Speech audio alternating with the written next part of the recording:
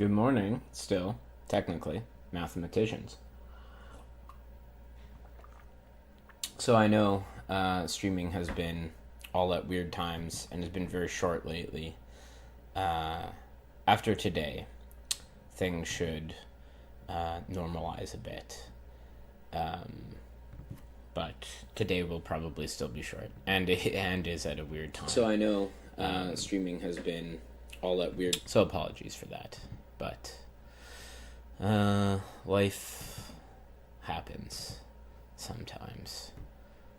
And yes, late stream indeed, Smith. Late stream indeed.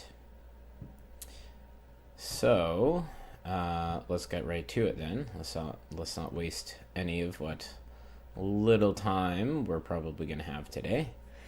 And finally get into local class field theory. So in this chapter, talk about the cohomological approach to local class field theory. We prove that there exists a local Artin map together with the theorems of chapter 1. Gives us the main proofs of main theorems for local class field theory. For those who skipped Lubin-Tate theory, hey, that's us. We then give a proof of the main theorems that is independent of chapter 1. I did not die, did Boris? Do not worry. Not yet. And hopefully not ever. K-theory forever. So throughout this chapter, local field means non-Archimedean local field. Hell yeah. We love to see it. Separable algebraic closure. In the case that characteristic is not P, yeah. And extension of K means subfield specifically, okay, containing K. Everything will be continuous cochains for a Galois extension, possibly infinite, H2L over K. Yes, indeed, stare at the top of my head and tell me how you feel about it.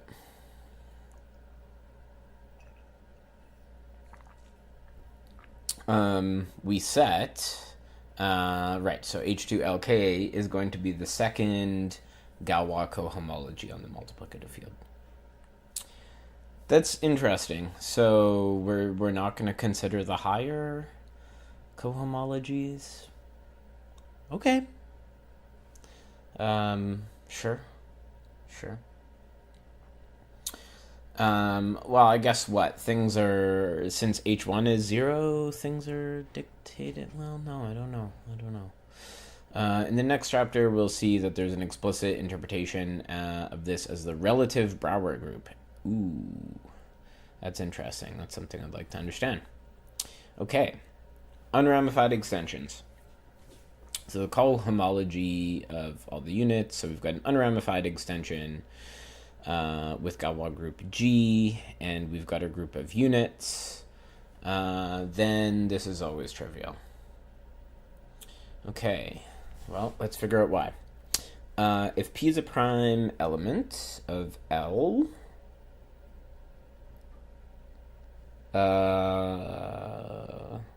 what does that mean? A prime element in a prime in the number ring? Then every element, right, like a choice of uniformizer, basically, okay. Every element can be rewritten uniquely in this form, and so this is isomorphic to the units times Z. Okay. I think we're going to use, like, theorem 90 here, right, and something about decompositions. So L is unramified. So we can choose pi to be in K. Sure, yeah. And then tau alpha is this,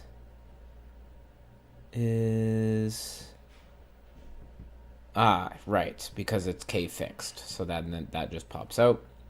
So 26 becomes a decomposition of G modules. You are deleting your YouTube app, so you won't be able to see the streams anymore. I thought you'd say goodbye before you leave. Okay, well, I mean, your business is your own, but I am curious as to why you're deleting the app. And if you don't have the app, I mean, you can always just log on in a window to watch streams. But yeah, maybe that's for the best. Maybe if you're uh, if you just need to stop wasting so much time on YouTube, and it's better to just cut it all off. Lord knows I've felt the same about doing it, but now I'm financially invested in YouTube. I need to make myself coffee money. Could really make some good quality coffee money if I got on my merch. You guys should harass me about it more. But anyways, well, thanks for joining and being here so frequently, Edit Smith. I hope whatever you're up to is goes well.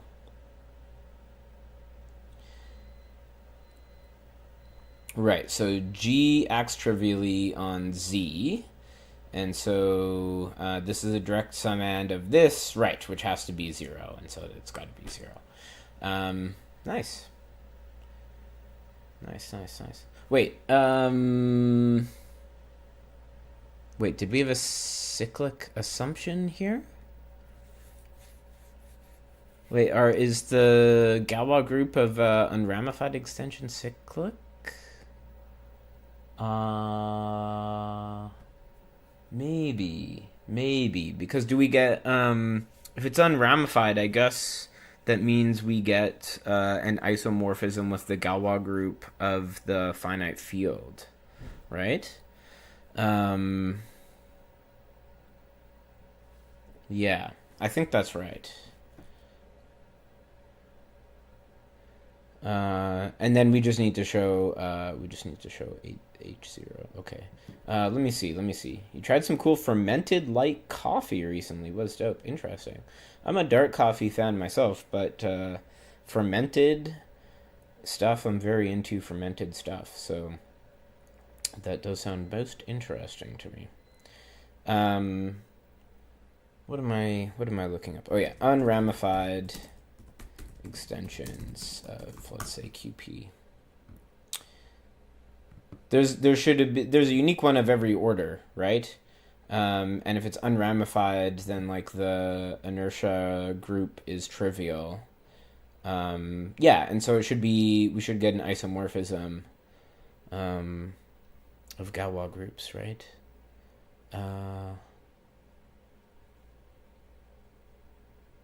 What I should search that. Galois group of unramified extension of QP is cyclic. I'm confident that this is true. AI says it's true. But more importantly, Stack Exchange says it's true.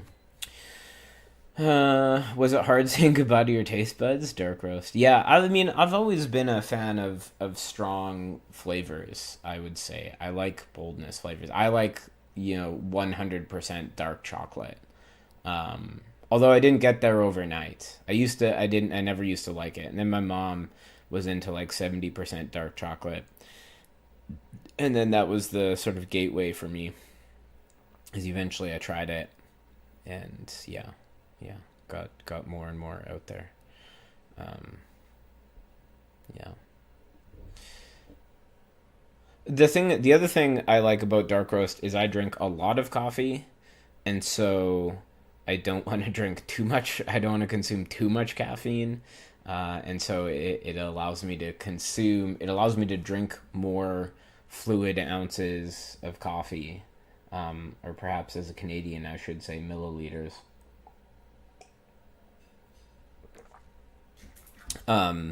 Without blowing up my heart. So, splitting field, the homomorphism is injective. Oh, unfortunately, this is not cyclic, so the proof doesn't work. Let me see.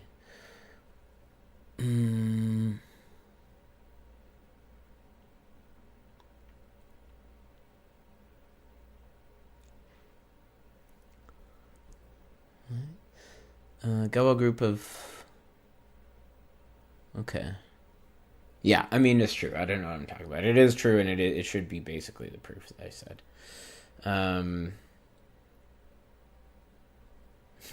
Have 70% with your coffee too. Is on the... Okay, good. Well, I'm glad we're in agreement with that. I'll pass on, Boris, that you agree with my mom's dark chocolate eating habits. Okay, and then we've got this next proposition. This is cool. We've got something going on with the higher groups. That's in the lemma. Okay, finite unramified extension. Then the norm map is surjective. Oh, we're gonna prove some lemmas first to get up there. Got the residue fields because it's unramified. We've got this isomorphism. Yep. So we've got our higher unit groups are given by this. Then each of these are true as G modules. Yeah, I think this is just number theory, right? I'm happy to just believe that. For all R, then these multiplicative things are 0. In particular, the norm map is surjective. So by Hilbert 90... Wait, is that true? Oh, yes, because it is also isomorphic to the Galois group there, and it acts as the Galois group. So, and because it's finite, its Herbrand quotient is 1. Let's jump over there. Okay. That's just literally what the proposition said, right? Okay. So because it's finite, the Herbrand quotient is 1, and so that implies that the H1 and H2 are both 0, and then therefore, right, I remember we had this theorem that says, I think, if cyclic and H1 and H2 are both 0, then everything's 0. Wow, this is nice. And then this group is 0 for all R. In particular, the trace map is surjective.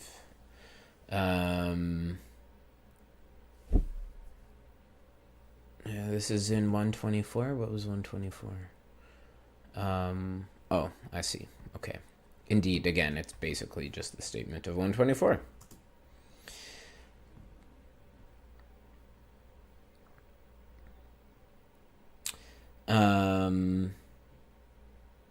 Yeah, I feel chat is so dead. I think I might have to take a break and go to normal office hours soon. Maybe after this chapter. Maybe once we're done this chapter, I'll take a normal office hours break, and then maybe go to spectral sequences, and then come back to this book. I don't know. What do you think, Boris? I think you're the only person here, so tell me your take. Okay, so now we're going to prove this proposition that the norm map is surjective. Interesting that, I guess maybe this is part of the Lubin-Tate theory or whatever, but it's interesting that we can, there's this very, what, coffee chat not good enough for you? Coffee chat is. But, this isn't the most pop-in chat has ever been. There was a time... Oh, I gotta change it to live chat. I'm slipping. You guys caught me slipping. Yeah. There was a time when chat was moving so fast I couldn't keep track. Yeah, I gotta get back there to the glory days. Okay. So we have commuting diagrams. Let's see... This makes sense, right? Inclusion in norm maps. Believable. Those should also... Oh, this one on the right is maybe a little not so obvious to me. I guess this is inclusion, right? The higher ramification groups.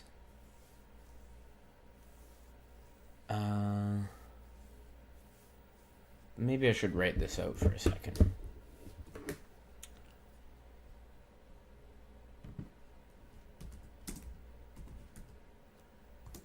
Let's go to OneNote.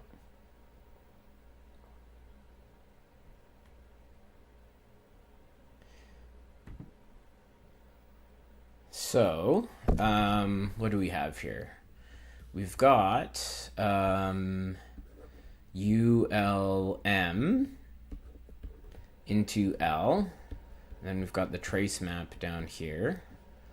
And UKM into here. And what was that map going down? That was norm. Okay.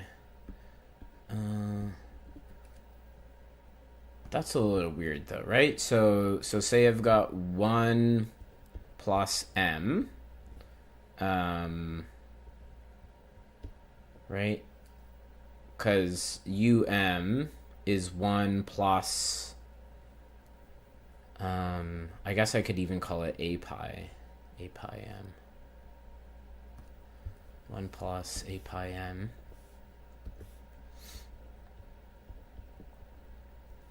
And then I guess this is inclusion. So if I took the trace of this thing, this will be the sum over all the,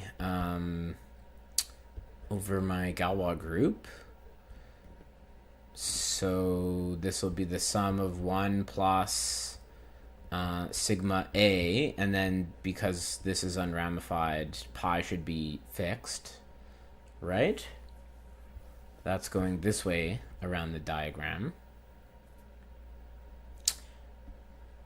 Am I wrong about what these maps? I thought these maps were just inclusion, because then if I go the other way around, like the norm of this thing is going to be the product over G of 1 plus sigma A pi M. Am I crazy? Am I crazy?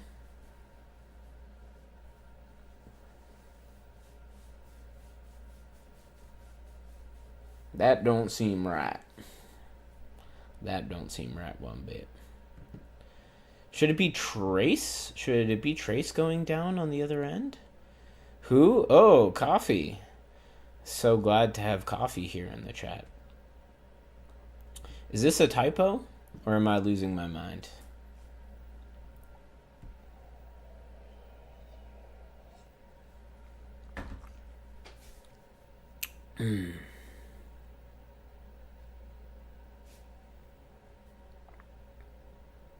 Yeah, because this seems really weird to me. I'm pretty sure these should both be trace. But maybe I'm wrong. Okay. Let's just move on, and maybe someone will correct me in the comments later. Okay, so suppose we had some U and UK, because the norm map is surjective.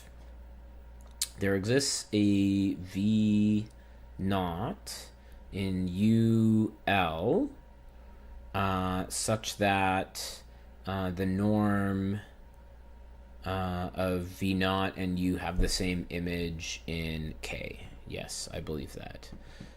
In other words, such that U over the norm is equal to the first group of units. Is in the first unit group. Now, why is that? Why is that?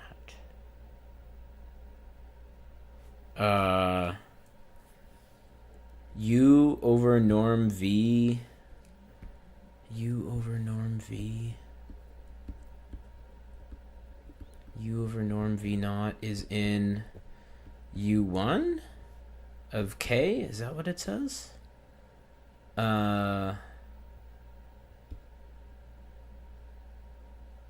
Oh, mod 2. Oh, mod 2. Okay, I see. Oh, wait, no, I'm jumping ahead. Okay, it's in U1K. Why, though? Can we work backwards? So, what does that mean? This is equal to 1 plus a pi. So, that would be u equal to norm v naught plus norm v naught a pi. But I guess the if the images are the same under the norm maps, then this has to go away, I think. Oh, that's the wrong. That's not what we're studying today.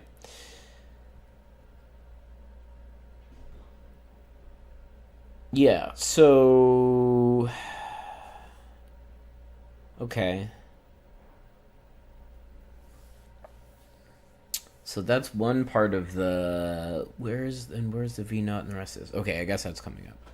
So because the trace map is surjective, then there exists a V1 in UL1 such that okay, so this is supposed to be the norm. This is supposed to be the norm here. And so I am a little confused, to be honest.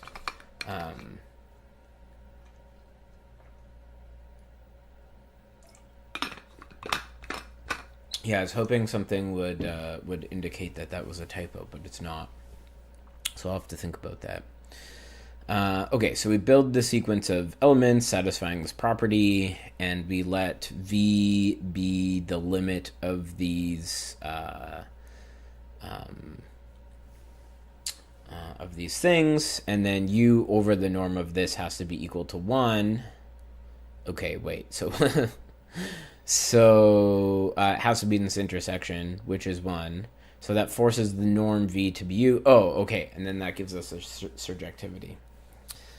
That is a really freaky proof, I'll be honest. I've not seen a proof quite like that before. They're a commutative. Okay.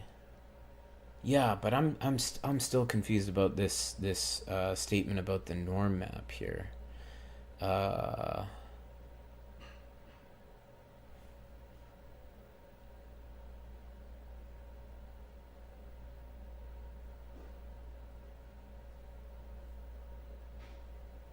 Where am I going wrong here? Oop. I mean, the unit group. Milne got his freak on. It's Milne, not Milner. Milne, not Milner. A lot of people seem to make this typo, but yeah.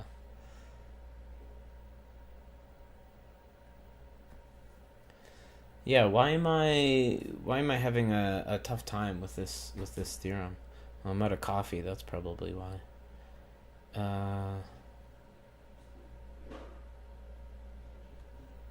Yeah, like, am I losing my mind?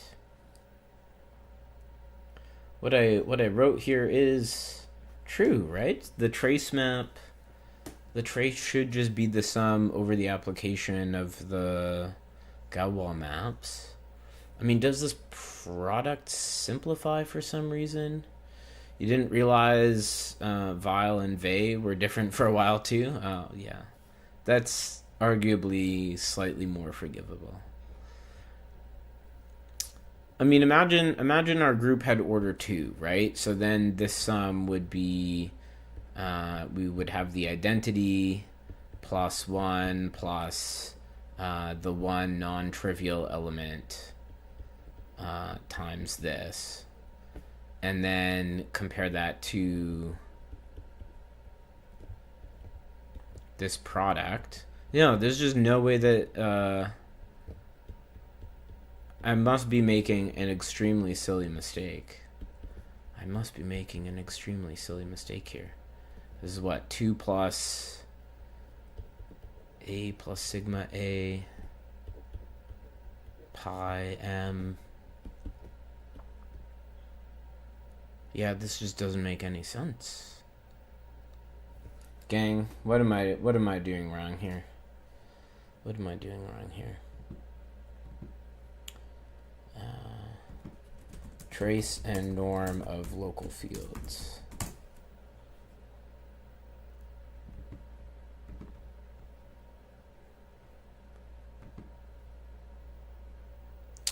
Let K be a local field, got this unit group.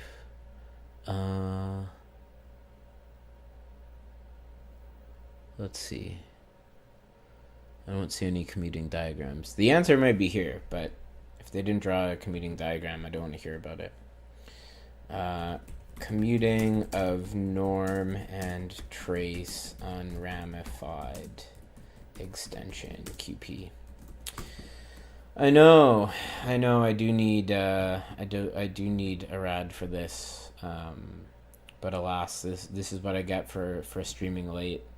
I don't have my backup.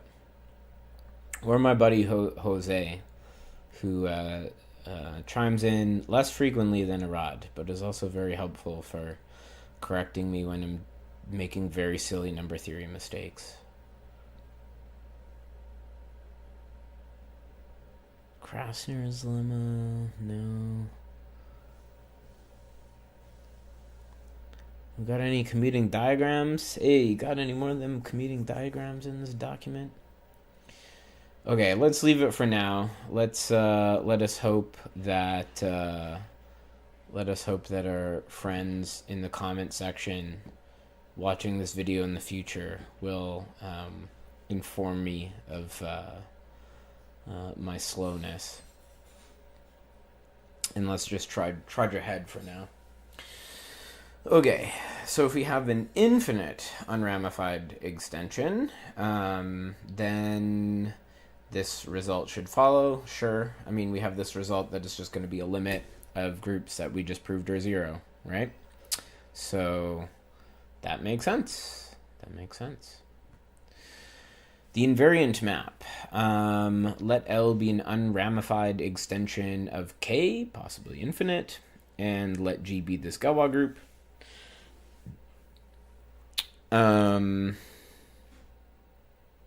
So we know that these groups are zero. The cohomology, so therefore the cohomology of this short exact sequence gives an isomorphism. Yes, right, because when we take cohomology, one of the terms will be zero. So we get an isomorphism between these two things. Now, the groups H, R, G, Q are torsion for R greater than 0. C4.3. Let's go C4.3. Where?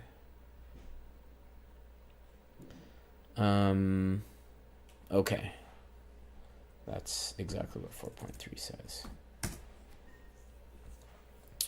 So those groups are torsion and uniquely divisible because Q is, and hence 0.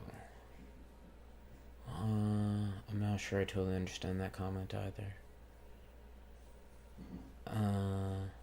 Therefore, the cohomology of this short exact sequence gives isomorphisms here, and that G has a canonical topological generator given by the Frobenius element. Oh man, I think we're gonna have to come back to this tomorrow. I am running out of time, and I have limited brain power today. So yeah, perhaps we'll come back to this. Tomorrow.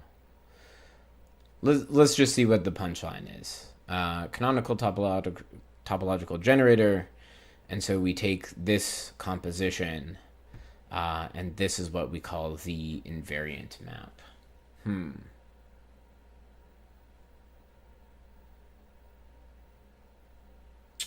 So it's a map from our second cohomology to Q mod Z. And what is the point of this map going to be? Well, it plays nice with extensions. All the maps in the definition are compatible with inf. And this gives us an isomorphism. Okay, this gives us a unique isomorphism, in fact. With some such property between the second cohomology of the unramified extension and Q mod Z. Interesting. You've heard light roast improves VO2 max? Really? Boris, I'm going to look into that. Good morning, Ken. And goodbye. This is the end of the stream for today, unfortunately. So, I hope you all had fun struggling through these notes with me.